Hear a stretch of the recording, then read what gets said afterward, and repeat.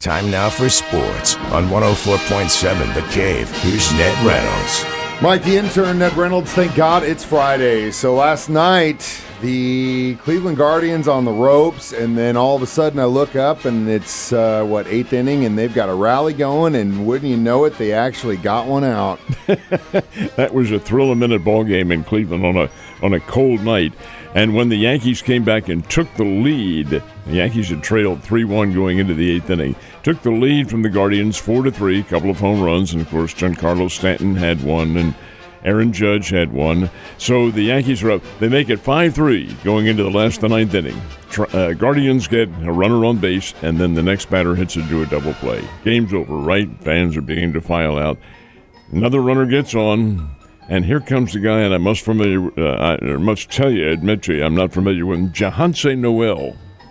Wait a minute. Doesn't ring a bell. Who is this? And his nickname, get this, Johanse Noel, his nickname is Big Christmas. This is hilarious. Well, it was Christmas. He unloaded a 2-run home run that still may be going, maybe in orbit. A 2-run homer to tie the game, and then in the last of the 10th inning, a kid named David Fry, also with whom I'm not familiar, hits a 2-run walk-off homer, and just like that, magic storybook stuff, and the Guardians beat the Yankees 7-5. Guardians' first win in that series. They had to win it, and who knows what might happen from here on in. It's kind of the same picture in New York against the Dodgers yesterday. It wasn't thrill-a-minute there. Not there. Just the series is the same. When even though the Mets tied the game in the first inning, when Shohei Ohtani led off the game with a home run, that's never a good sign. And the Dodgers just roared to victory. 10-2 was the final. Mookie Betts, my goodness sake. Everybody's known Mookie Betts is a fine player, but oh my goodness sake, is he ever leading the show? He went 4 for 6 last night, 4 for 6. Had a 3-run homer in the 4th inning that broke it open, had 2 home runs to the game, and this is really amazing. He's the star of the show right now. It's not Shohei Ohtani, it's Mookie Betts. Anyway, the final score is 10-2. The Dodgers win it in a rout, and if the Dodgers win this one today, and actually it's tonight they play at Citi Field in New York, it is all over, and they're in the World Series. That's it. It's a 3-1 lead for the Dodgers over the Mets. Boy, New York would hate that if Los Angeles, the former Brooklyn Dodgers, come in and sweep the series, so to speak, in their homeland. Mookie, man, I mean, that guy has been around this league. Seems, I mean, it's crazy to me. I always think he's a lot older than he actually is. He's a kid. That's what I had to look it up because I was like, God, isn't he like almost my age? And I was like, nope, I'm considerably older than him. Not that much older, but still older. And I'm definitely not a pro ball player. All right, so there's no way this is happening, but you know what? It would make sense for this franchise because they just seem to want to blow themselves up at every turn, but the Cleveland Browns are going to be leaving the city? They are leaving the city, not the area. They're going to Brook Park. Now, this is not until 2028 when their lease runs out, but the Haslam brothers, who own the team, and they're kind of a subject of Jerry Jones-type management. Anyway, they get themselves involved with the team, and they shouldn't be. But be that as it may, they're going to move the team out of Cleveland and move them to Brook Park, which is about 14 miles away, because the people in Brook Park and surrounding it's only 18,000 people, but they have voted in a domed stadium for $2 billion.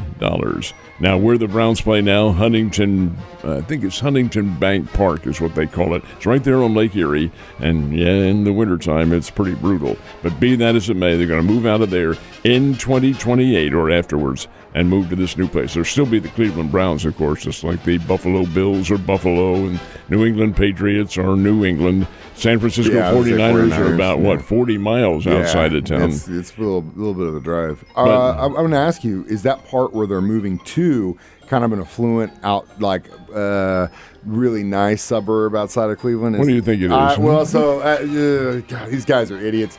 That organization, they just keep making fantastic moves for their fan base. Thank God I'm a Chiefs fan. So Sean Payton made New Orleans pay last night. Swimmingly, I think is the term that you would use. Here comes Sean Payton making his first return to New Orleans after leaving and going on to coach the Denver Broncos, and that's who is there. The Broncos and the Saints 33-10, all Denver.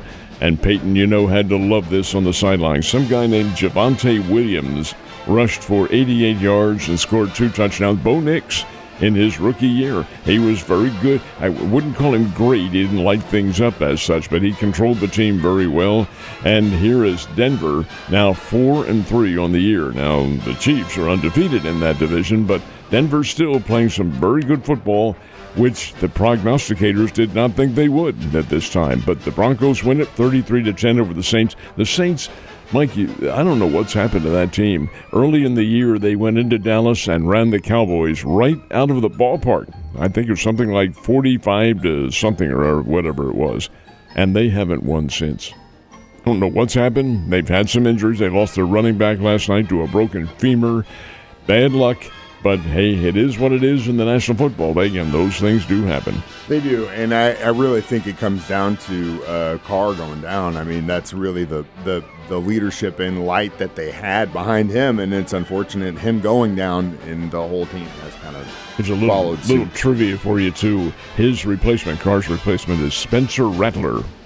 All right, Spencer Rattler transferred out of Oklahoma to South Carolina. Never really had the great years that they thought he would be. High school phenom.